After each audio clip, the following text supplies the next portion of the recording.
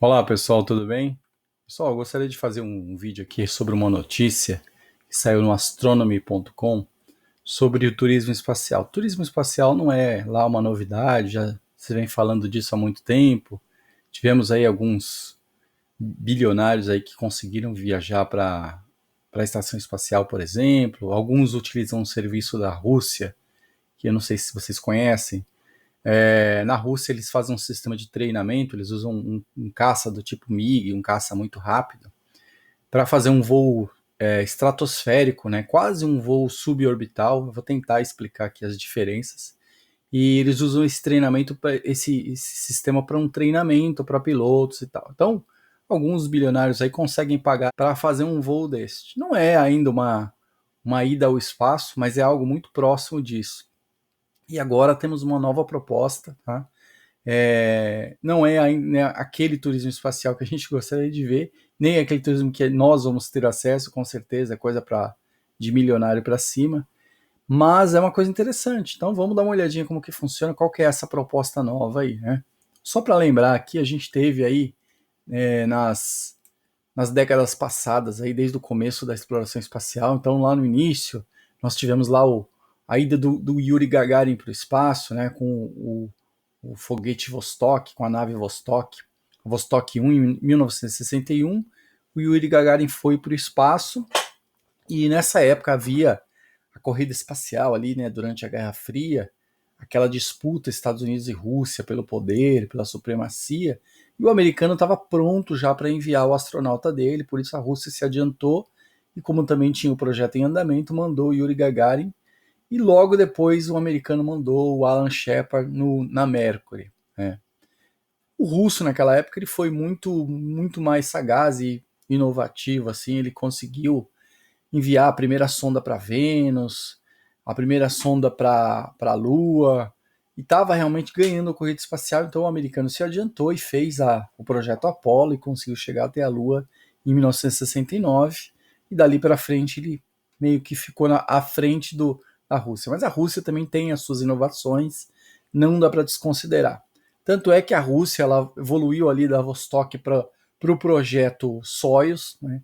E desde a década de 60 praticamente tem o mesmo projeto aqui da nave Soyuz, que envia para o espaço constantemente astronautas com um nível de segurança muito alto. Houveram pouquíssimos acidentes. Teve um acidente onde os três astronautas morreram na descida, né, por um problema de descompressão da cápsula. É, não é considerado um acidente que as pessoas morreram exatamente no espaço, porque eles já estavam na reentrada. Então, praticamente, nós não temos notícias aí de morte no espaço. Todas as mortes aconteceram dentro da atmosfera, mas foi o caso mais grave da Rússia. Ali houveram outros casos, com certeza, em testes principalmente. O próprio Yuri Gagarin morreu com um caça, né, pilotando um caça. E aí, com essa evolução, a partir da década de 60 e 70, os Estados Unidos deixou ali de usar o foguete Mercury e mesmo o Apollo, que era o maior foguete da época, e passou a desenvolveu então os ônibus espaciais que fizeram realmente uma inovação grande para a época, porque era incrível ver aquela nave tão grande subindo e, e ela era praticamente reaproveitável, né? Exceto aí os boosters laterais e o booster central que eram perdidos, que eram descartados, a nave conseguia fazer o voo em órbita por um tempo longo até e retornava. A Rússia, em resposta, desenvolveu o projeto Buran. Eu não vou trazer tantos detalhes dessas naves aqui, não é essa a ideia, não é essa a proposta. Mas o Buran era uma cópia praticamente dos ônibus espacial americanos. O Buran voou pelo menos uma vez, em modo automático para o espaço, sem tripulação. Fez alguns voos de testes, mas ele não chegou a ser colocado em produção.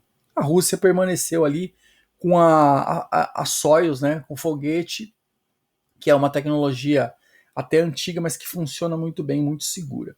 Então a Soyuz aí continua levando o homem para o espaço. Desde 2011, os Estados Unidos deixou de usar os ônibus espaciais porque aconteceram dois problemas graves lá com a Columbia e a Challenger e com perdas de vidas aí, com um custo muito alto, né? Custo para enviar para um voo era algo assim absurdo, o custo para manter um ônibus espacial era absurdo e os Estados Unidos deixou de utilizar então os ônibus espaciais e passou a pagar a Rússia para enviar astronautas via Soyuz.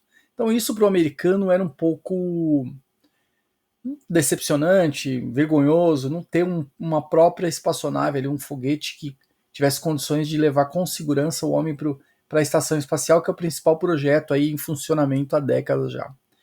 E aí veio a iniciativa privada, né? Então todo mundo sabe que em 30 de maio a SpaceX conseguiu finalmente enviar a Crew Dragon, que é a cápsula tripulada, que foi enviada para o espaço com sucesso após muitos testes.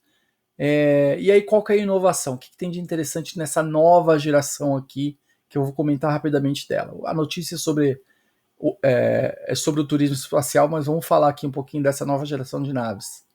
Primeiro ponto é esse, que antes a gente tinha naves aí que eram desenvolvidas e geridas pelos governos, por dinheiro de governo, por projeto de agências governamentais, como a NASA, como a Roscosmos, até como a ISRO indiana, que vem fazendo um trabalho interessante, e a CSNA chinesa. A gente não fala muito da China, porque a China esconde um pouco as informações, mas a China chegou a ter laboratórios no espaço, ela tem uma cápsula que tem condição de levar astronautas, ela já enviou astronautas para o espaço, inclusive.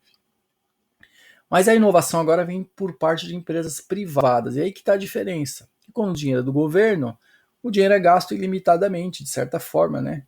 Não ilimitado, mas é gasto à vontade, porém, quando há uma pressão dos deputados e do povo, há cortes e tal.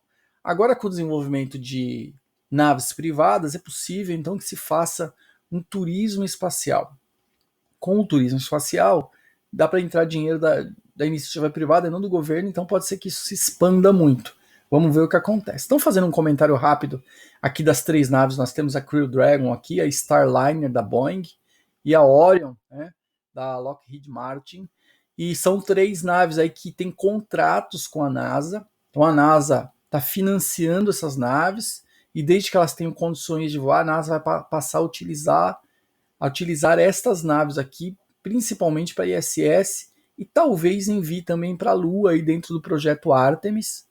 Pode ser que uma dessas naves seja utilizada, não do jeito na configuração que elas têm hoje, porque é necessário que a nave tenha um suporte de vida melhor, né?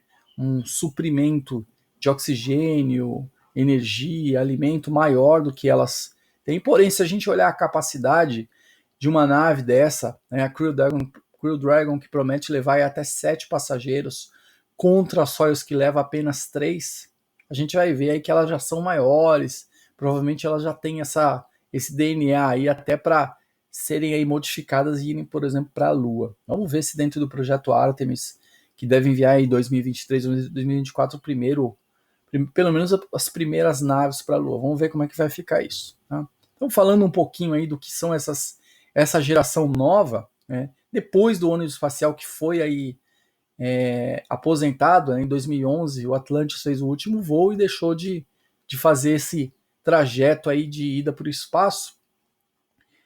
A gente teve aí o que? A SpaceX chegando com a Crew Dragon, né? Um desenvolvimento aí, uma nave com um design moderno, até a roupa diferenciada. Ela é uma nave bem interessante pela capacidade de carga, pela automatização dela, ela tem condição de voar sozinha, toda por computador e tal, além de ser lançada do foguete Falcon 9, que todo mundo conhece, que tem capacidade de subir e retornar e pousar na vertical de forma autônoma aí, e cortando bastante os custos, o que é bem interessante. Então é um outro ponto interessante da SpaceX. Todo mundo viu aí a Crew Dragon fazer o primeiro voo tripulado com sucesso e deve virar rotina isso. E o próximo a fazer esse voo aí, provavelmente, né? Um dos próximos aí é a cápsula Orion, que é produzida pela Lockheed Martin. Essa cápsula aqui, a gente não tem muitas informações dela, mas é algo muito parecido com a Crew Dragon. Também deve entrar em produção logo, ela já está em fase de teste, já fez voos não tripulados, né? E deve em breve fazer voos aí e desenvolver mais e expandir mais a capacidade, especialmente da NASA, de enviar astronautas para o espaço. E a outra que está em desenvolvimento em teste também é a Starliner da Boeing, né, que promete aí junto com a ULA, né, que é um consórcio, a ULA é um consórcio de empresas que tem contratos aí com a NASA, fazer o lançamento com o foguete da ULA, e a Boeing também é uma outra espaçonave bem grande, bem interessante, muito mais moderna que o projeto da década de 70 e 80. Quem sabe a gente vai ver aí em breve 3 cápsulas americanas da iniciativa privada fazendo voos regulares aí para o espaço. Vamos ver, né? Coisa breve. Agora falando um pouco do que é o turismo espacial. O turismo espacial, né, proposto aí, que está em fase final de teste, já está sendo testado, não é um turismo para levar o homem diretamente para o espaço. É um turismo para fazer voos suborbitais. Então vamos pensar na diferença. Aqui nesse desenho, obviamente que não é um desenho em proporção, a atmosfera nossa não é tão espessa assim, é muito mais fina, mas só para a gente ter uma ideia, a gente tem aí a troposfera, que é a região que a gente vive, onde os aviões voam, né? Algo que vai até entre 6 e 20 quilômetros de altitude. Tá? Depois temos aí a estratosfera, que é quase uma fronteira, né, onde a gente tem ainda uma condição de ar muito boa, uma densidade de ar boa, mas ela já fica muito rarefeita para pequenas aeronaves voarem. Pequenas aeronaves não conseguem voar na estratosfera. Alguns caças, como eu falei, como o MiG, alguns caças conseguem aí fazer voos breves na estratosfera, porque ele vem em alta velocidade, ele consegue voar durante algum tempo.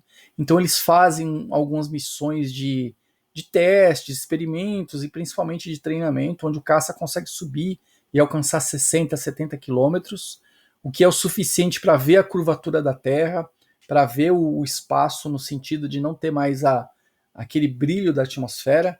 A pessoa que está num caça nessa altitude já vê o céu todo escuro, as estrelas, quase como um astronauta mesmo, inclusive de gravidade zero, porque depois que o caça sobe, ele tem uma parada e volta a descer, e em alguns, não vou nem dizer minutos, mas poucos minutos, vamos dizer, ele consegue sentir uma gravidade muito baixa, quase zero. E aí o caça retorna.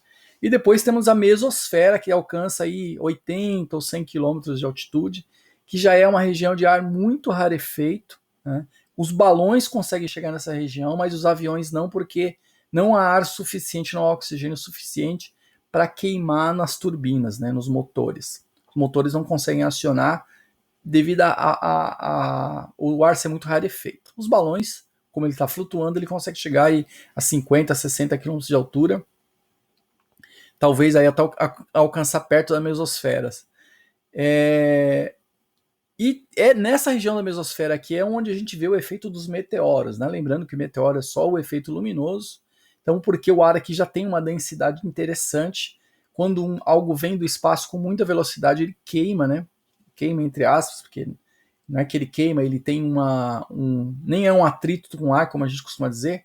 O que acontece é uma compressão dos gases muito forte, então os gases comprimidos, o gás sim, ele as moléculas se atritam entre elas, então elas sobem muito a temperatura e elas aquecem a nave e começam a queimar. A nave, no caso, também queima na entrada, mas os detritos ali, rochas, meteoritos, até pedaços de satélite, quando caem, quando chegam na mesosfera, eles começam a queimar e a gente vê aquele espetáculo dos meteoros.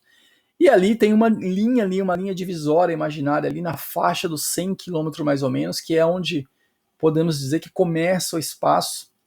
A gente já deixou aí, com 100 km a gente já deixou a atmosfera para trás e começamos a ter aí uma exposição já a um nível de uma quantidade de ar quase imperceptível, né? Não dá mais para se considerar como atmosfera, e quem tiver aqui nessa região acima de 100 km já tem uma sensação de estar no espaço. E aí com 200 km e pouco a gente começa a ter a região onde os satélites ficam em órbita mesmo. Então, a partir de 200, 230 km já é possível ter satélites em órbitas baixas, e até 600 km mais ou menos, de entre 200 e 600 a gente vai ter uma quantidade grande de satélites, inclusive a ISS ali próximo dos 500 km. Então, o que é o voo suborbital? O que ele pretende? É enviar uma nave, uma cápsula, que ela não vai chegar, por exemplo, aqui na termosfera. Essa nave, a ideia dela não é que ela chegue a entrar em órbita, porque quando você envia uma nave em órbita, uma cápsula em órbita, ela consegue entrar no movimento orbital e ela não volta a cair, né? Claro que ela precisa manter ali a altitude correta, algumas correções necessárias e tal, e a nave consegue permanecer em órbita. O voo suborbital não. A ideia do voo suborbital é que a nave suba, alcance algo próximo de 100 km e retorne.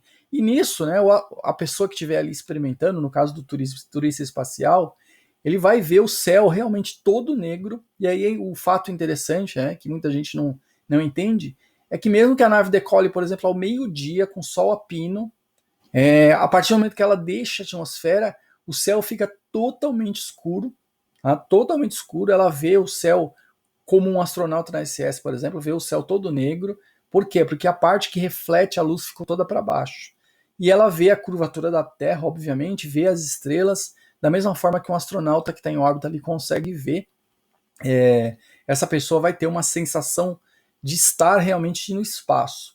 E ela, durante um breve momento, enquanto a nave está perdendo velocidade aqui, fazendo essa curva, ela vai sentir a falta de gravidade, uma microgravidade durante um período curto, poucos minutos aí, e vai ter uma sensação muito similar a que um astronauta tem. Claro que o astronauta que está aqui em órbita, ele tem essa sensação constantemente. O cara vai para lá, fica 3 meses sem gravidade, porque a microgravidade, ou essa sensação de gravidade zero, ela é constante. Essa pessoa no voo suborbital, ela vai ter essa sensação aqui durante um breve momento. Tá? Mas, para quem tem aí, eu não vou nem dizer milhões de dólares, porque acredito que o custo vai cair, não deve chegar em entre 5 e 10 milhões, mas um custo mais baixo. Vamos dizer que seja $1 milhão, vamos dizer que seja $500 mil, um voo desse, com a produção em massa e voos constantes, pode ser que o valor caia bastante. Eu e você provavelmente não vamos ter dinheiro para isso. Mas o cara vai ter uma sensação bem interessante, então durante um período curto aí ele vai ter uma visão parecida com o astronauta e vai ser realmente muito interessante. Então quais são as empresas que prometem fazer isso e quais são os estágios que esses projetos já chegaram? Vamos dar uma olhadinha aqui. Então essa aqui é a cápsula da Blue Origin, tá? A New Shepard. Então a New Shepard aqui nesse foguete que a gente vê que ele é bem interessante porque ele é baixinho e gordinho, diferente. Ele tem uma capacidade de decolar e pousar na vertical, muito parecido com o que o Falcon 9 faz, né? Esse foguete já está em teste, ele já funciona, foi testado várias vezes, porém nenhuma vez ainda com um astronauta. A cápsula voou sem tripulação. Então o que esse foguete faz? Basicamente é subir, pelo menos até agora, eu acredito que eles vão melhorar a versão dele para poder chegar realmente ao espaço. Mas o que ele faz até agora é subir até cerca de 100 km, a cápsula é desatachada, e aí o foguete volta e pousa na vertical tranquilamente. Não tem, pelo menos não vi nenhum acidente grave com ele acontecendo. A nave, então, depois de experimentar o voo suborbital ali, ela abre os paraquedas na descida e pousa, né, em terra, em solo, diferente da maioria dos projetos americanos que o pouso é todo na água. A ideia aqui da Blue Origin é pousar essa nave em solo, e aí com essa possibilidade de levar astronautas nessa cabine linda aqui da New Shepard. Então vemos aqui que as cadeiras já ficam de frente para as janelas aí, para dar o máximo de visão possível para os astronautas. E só tem uma dúvida, que se eles vão conseguir ficar solto dentro desse ambiente. Acredito que não, porque o tempo de voo é muito curto. Mas é um projeto interessante, vou colocar um vídeo a seguir aí, mostrando como que essa nave voa. E aí o outro projeto é a Spaceship Two, da Virgin Galactic. A diferença dessa nave, né, da maioria dos projetos que a gente costuma ver, é que ela não voa com foguete, ela não é lançada a partir do solo diretamente com foguete. Ela tem um avião aqui de 2 cascos, né, ou 2 corpos. Esse avião decola levando a nave no centro. Em determinada altitude, esse avião é desatachado, né? Ele desencaixa aqui a nave desencaixa do avião, ela aciona o próprio foguete e ela ganha altitude, acelerando, né, para o alto ali. A gente vai ver um videozinho também.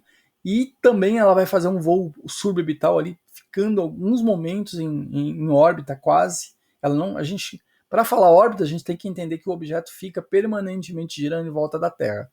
Ali não é uma órbita, mas é um voo suborbital. Ela consegue alcançar uma altitude bem interessante e o turista vai ter essa sensação aí de falta de gravidade, uma visão ali do espaço mesmo, sem a atmosfera, sem o brilho da atmosfera.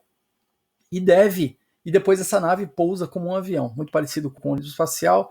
ela vem para um aeroporto e faz um pouso aí tranquilamente. Então ela tem uma capacidade grande, consegue levar bastante gente. E aí, com esse voo simples, né, sem precisar de um foguete que despende tanto combustível, um foguete que demanda tanta preparação, o custo de uma viagem dessa deve cair bastante. Esses valores ainda não foram divulgados. Essa nave já teve alguns acidentes, já fez alguns voos com sucesso. Nesse caso, ela já fez voos tripulados também, mas ainda não foi liberada aí pelos órgãos americanos, principalmente, para fazer os seus voos suborbitais. Então essas duas naves prometem aí realmente trazer algumas inovações interessantes. Olha só que interessante, pessoal. Enquanto eu fazia o vídeo aqui, fiz uma pesquisa e descobri que existe um site aqui, uma agência Marcos Pontes, creio que seja do nosso ministro astronauta, não tenho certeza, apesar de que a fotinho dele aparece aqui na parte de baixo, tá? Eu sei que ele tem aí algumas empresas relacionadas a essa área de astronáutica, possivelmente seja ele mesmo. Então, eu não sei dizer se esse voo aqui desse programa, desse pacote, é para fazer um voo estratosférico suborbital, né? Não, o voo de caça não chega a ser suborbital, mas é um voo estratosférico aí. Possivelmente sim, o que o site fala é que você pode voar, até pilotar a parte do percurso, sentir aí algumas manobras, sentir a quebra da barreira do som, né? A emoção de voar num caça. O site é interessante, vale a pena, eu vou colocar a descrição, o site aí na descrição do vídeo. É até interessante para quem tem essa condição de voar, pagar e sentir as forças G, toda a acrobacia, possibilidades. Tem aqui, não tem valores no site, eu pesquisei, você tem que preencher um formulário, né? Mas tem aqui alguns pacotes. Acredito que esse aqui não chega a ser um projeto como o que a Rússia oferece, que faz um voo realmente que a nave alcança perto dos seus 60, 70 quilômetros de altitude. Não tenho certeza, mas vale a pena dar uma olhadinha nesse site aqui que parece bem legal. Então, pessoal, a gente está aqui nesse vídeo da Blue Origin, que tem o foguete New Shepard, que faz uma coisa bem interessante aí, que aí, após esse lançamento, o foguete sobe, obviamente, na vertical, aí ele faz a separação ali da cápsula. A cápsula continua subindo depois da separação aí pela inércia do movimento, então já acima da linha de 100 km, ela fica em um breve momento praticamente em gravidade zero, né? A pessoa, o astronauta, o turista que estiver ali vai sentir essa gravidade muito baixa. Depois a cápsula desce, né? Abre um paraquedas, ela desce e pousa em solo, muito parecida com o que a cápsula Soyuz faz o pouso também lá no Cazaquistão. E o foguete desce na vertical e faz o pouso na vertical. 5, 4, command engine start, 2, 1. Então vemos a decolagem aí do foguete. Com um único motor ele vai conseguir alcançar aí uma altitude de 100 km. E a cápsula com várias janelas, possibilitando uma visão muito interessante, que o turista vai ter a sensação realmente de um astronauta, né? Partindo a partir do topo de um foguete aí, chegando a 100 km de altitude, uma filmagem feita de drone muito bonita. Temos aí do nosso lado esquerdo a telemetria mostrando as fases desse lançamento. Do lado direito ali a altitude e a velocidade alcançada. Então o max kill aí é um momento onde a nave encontra sua maior pressão aerodinâmica. Então chega o momento do MICO aí, que é o desligamento do primeiro motor, né? Corte do motor, na verdade é um único motor nesse caso. E logo após o corte, a separação da cápsula. Então, após alcançar aí um pouco mais de 2.000 km por hora, a separação da cápsula, a cápsula vai continuar, a gente consegue ver a cápsula continuando o voo, enquanto o foguete começa a fazer o retorno.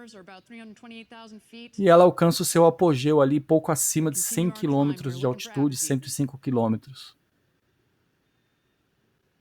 E após isso, o foguete faz o pouso na vertical e a cápsula desce de paraquedas para fazer pouso em solo também. O pouso do foguete é interessante porque esse foguete desce em alta velocidade, o motor é acionado faltando poucos metros para o solo realmente.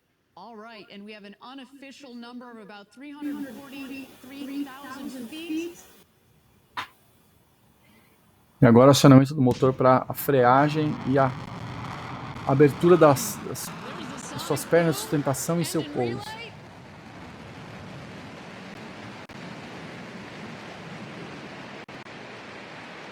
E aí temos uma outra empresa fazendo aí O pouso e recuperação do foguete na vertical é muito parecido com o que a SpaceX faz. E com sucesso, esse foguete já fez vários voos de testes. Ali temos a cápsula retornando.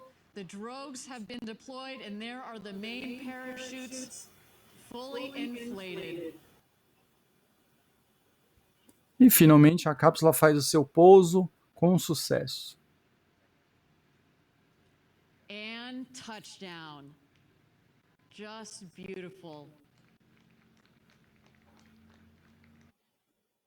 Então é isso aí, pessoal. Veja que interessante o voo da New Shepard, né, fazendo aí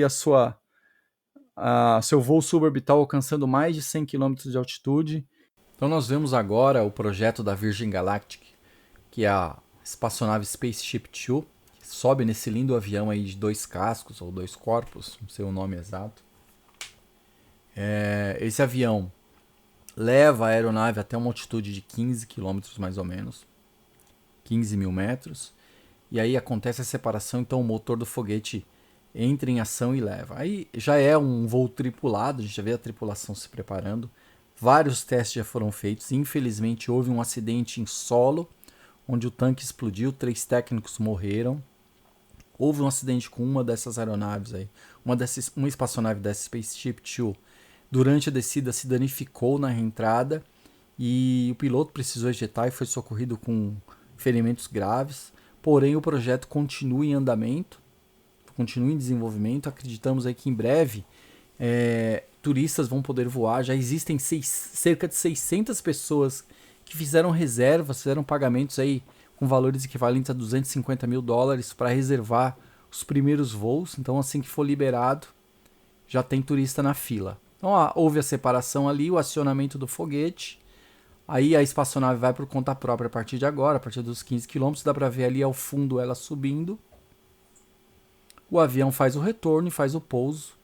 E ela já conseguiu alcançar uma altitude de cerca de 80 km e uma velocidade de 2.290 km por hora. Então quase 2.300 km por hora.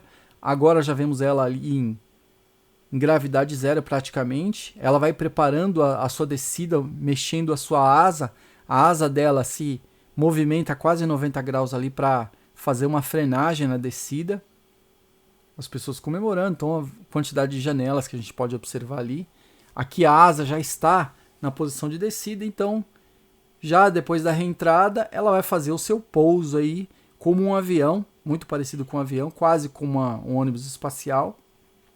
Então é uma promessa aí de voos suborbitais aí, uma promessa de turismo espacial que nós veremos em breve. Então, esse vídeo aqui eu queria mostrar essas tecnologias aí que estão em desenvolvimento. Na verdade, nenhuma novidade, já há muitos anos que essas naves estão sendo preparadas e nós veremos em breve aí o turismo espacial, pelo menos com voos suborbitais acontecendo com mais facilidade, ok? Então esse é o vídeo que eu queria trazer para vocês, para mostrar um pouquinho dessas tecnologias que estão em desenvolvimento e comentar um pouco com vocês isso que está acontecendo, que vai aí trazer uma mudança nessa nova era da exploração espacial, né? Com a possibilidade de algumas pessoas terem um pouco mais de dinheiro, fazer esses voos aí suborbitais que com certeza deve ser alguma coisa muito interessante. Eu agradeço a presença no vídeo, peço que compartilhem, que tragam mais pessoas para o canal.